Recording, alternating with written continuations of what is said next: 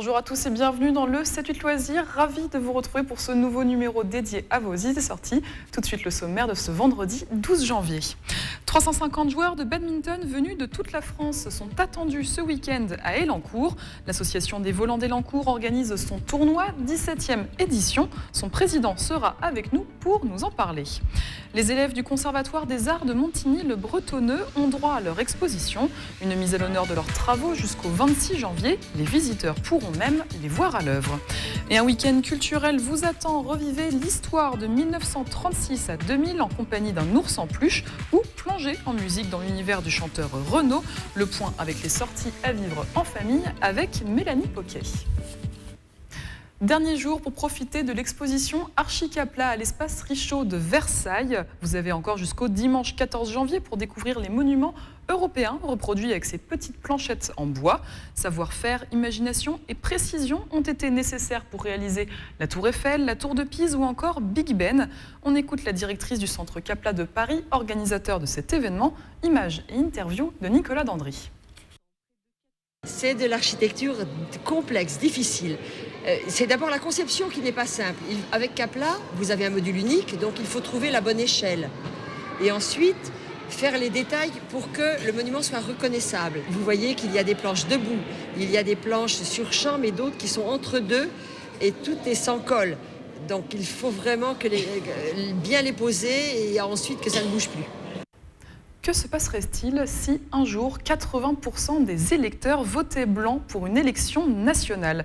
Une question posée par la compagnie Drôle de Bizarre Crossroad dans sa pièce « Ceux qui errent ne se trompent pas ». Une crise sans précédent que va devoir gérer le gouvernement. La création, adaptée du roman La lucidité de José Saramago, embarque le spectateur entre contes fantastiques et comédie noire. Elle est jouée à la Meurice de Trappes le 18 janvier. On regarde tout de suite un extrait du teaser.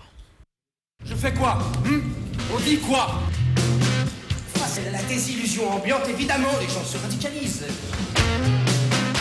L'état d'inquiétude permettra à mon ministère d'avoir les moyens légaux d'interroger qui de droit. Concentrez-vous, répondez à ma question. Ça fait des heures qu'on me pose des questions. Tout est blanc. Un blanc immaculé.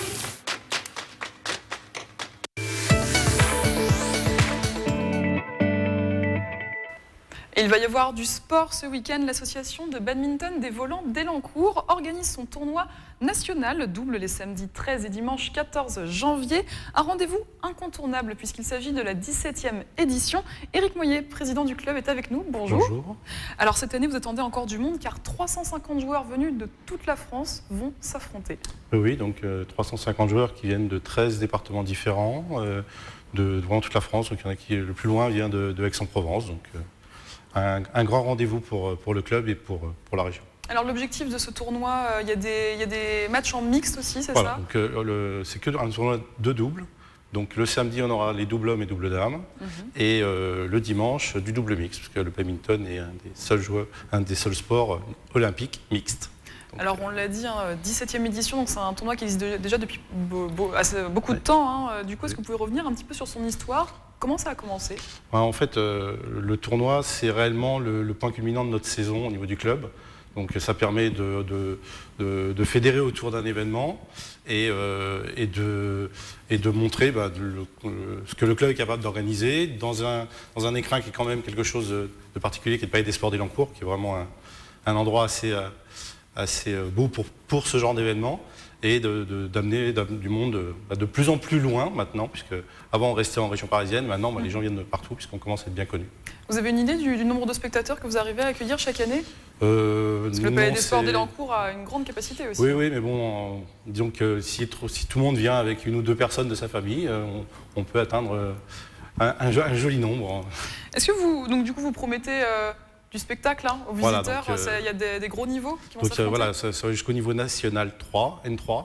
Donc c'est vraiment des beaux matchs. Et on ouvre ce tournoi à tous les niveaux. Donc il y a des débutants compétiteurs quand même, et du N3 mélangés sur les mêmes plateaux, ce qui est un avantage aussi, parce que tout le monde peut voir des beaux matchs. Voilà. On va parler un petit peu maintenant de votre association. Alors les volants d'Élancourt, donc ça a été créé en 1996, c'est ça? Tout à fait. Donc créé en 96. depuis dans les années 2000, on avait à peu près 70 licenciés. Et donc cette année, on est à 270 licenciés. Donc il y a une forte progression, comme tous les clubs de badminton, puisque le badminton est en forte progression en France. Et donc il accueille des compétiteurs. Il y a une centaine de compétiteurs, une centaine de joueurs loisirs, pur loisirs, et des jeunes qui font ou de la compétition ou du loisir, une 70 jeunes. Voilà.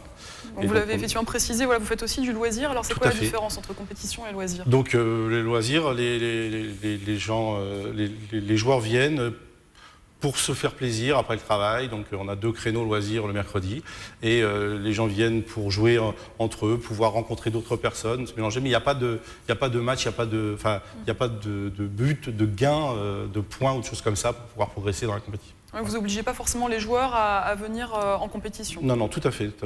C'est deux approches différentes, mais la dépense physique est la même.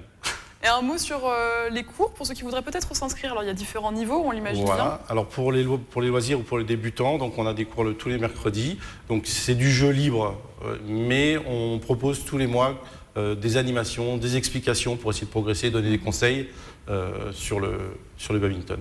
Alors, on progresse très vite. Justement, alors à qui s'adresse ce sport donc dès les débutants, même si on ne connaît pas très bien? Vraiment tout le monde, voilà, tout le monde, tous ceux qui veulent se dépenser un petit peu. Donc au niveau cardio, c'est très bon. Et c'est un sport où on progresse très vite, donc on se fait très vite plaisir, même si on n'a pas beaucoup de technique au départ, on arrive très vite à progresser. D'autres grands événements du coup à venir dans les prochains mois peut-être? Oui, donc toute l'année on a des championnats départementaux et régionaux. Donc il y en a un événement la semaine prochaine, dimanche prochain à Fontenay-le-Fleury, l'équipe régionale d'Elancourt qui joue à Fontenay-le-Fleury. Et sinon, on va organiser des rencontres loisirs justement pour permettre aux joueurs loisirs d'Elancourt de rencontrer d'autres clubs de l'agglomération de Saint-Quentin, Maurepas, Trappes, etc. Donc c'est des événements très... le but c'est vraiment de se rencontrer, c'est ouvert et c'est vraiment pour être convivial. Vous souhaitez garder vraiment un côté assez festif en fait dans tous ces événements? Tout à fait. Et les compétiteurs et les loisirs arrivent vraiment peuvent très bien jouer ensemble sur des événements. On organise en début d'année un événement pour le club qui mixe tous les joueurs, que ce soit des jeunes compétiteurs, des jeunes loisirs à des adultes très compétiteurs dans les mêmes équipes et ça se passe très, très, très bien. Donc une bonne ambiance en tout cas, si on vous rejoint, c'est ce que vous nous promettez, c'est ça? Tout à fait. Merci beaucoup Éric Moyer d'être venu sur le plateau du 7-8 Loisirs. Et donc pour retrouver les informations sur le tournoi, mais également sur les différents cours qui sont proposés, rendez-vous sur le site internet du club. Merci encore Éric Moyer. Merci. À Montigny-le-Bretonneux, le Conservatoire des Arts a pour habitude de nous présenter des artistes lors d'expositions. Cette fois, ce sont 16 élèves qui sont mis à l'honneur jusqu'au 26 janvier. Peinture Volume présente les différents travaux réalisés lors des cours pour élèves confirmés. Patrick Jacques de Dixmude pour les images.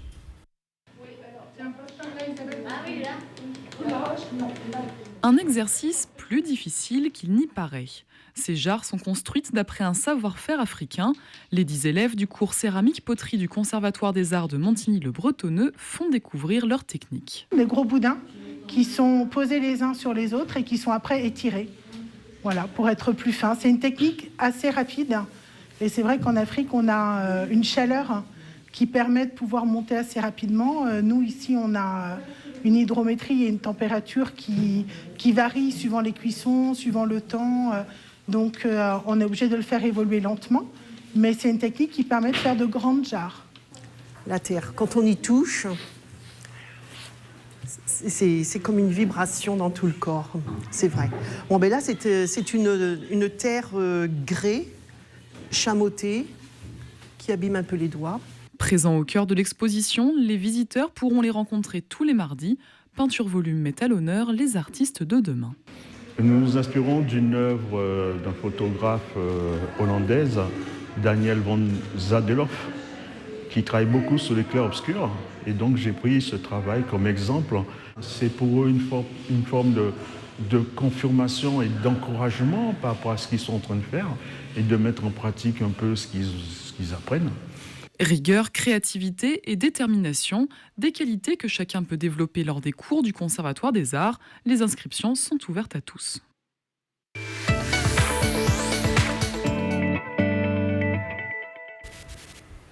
Otto, Lucien, Manu, Gérard Lambert, des personnages qui risquent de vous accompagner ce week-end. Pour notre rendez-vous des juniors, on parle culture avec vous, Mélanie Poquet. Bonjour Camille, on va même faire 2 spectacles qu'il ne faut pas rater ce week-end. La première rencontre que je vous propose, c'est avec Otto. Otto, c'est un vieil ours en peluche qui a tout connu des grands événements du XXe siècle. Alban Coulot de la compagnie Onavio qui met en scène Otto, autobiographie d'un ours en peluche, c'est le titre, nous le présente. C'est un spectacle qu'on a créé d'après l'œuvre de Tommy Ungerer. Comme son nom l'indique, c'est l'autobiographie d'un ours en peluche qui va traverser le siècle, le 20e. On commence juste avant la guerre de 39-45 pour finir dans les années 2000. On commence en Allemagne, on termine à New York. Ouais, c'est une espèce d'épopée, c'est l'histoire, la grande histoire, vue à travers le regard de cet ours en peluche. Et c'est un spectacle d'une 40aine de minutes à voir dès l'âge de 8 ans. Alors c'est des sujets durs, on l'a entendu, c'est expliqué aux enfants, mais on peut faire confiance à la compagnie Onavio. Elle fait du spectacle jeune public depuis plus de 20 ans. Je vous ai déjà parlé d'elle il y a quelques mois à l'occasion de Flonflon et Musette, là c'était de Doudou. Alors pour l'histoire d'Otto sur scène, bien sûr, un ours en peluche et des marionnettes. L'autobiographie d'un ours en peluche, c'est à découvrir à Guyancourt ce samedi à 18h.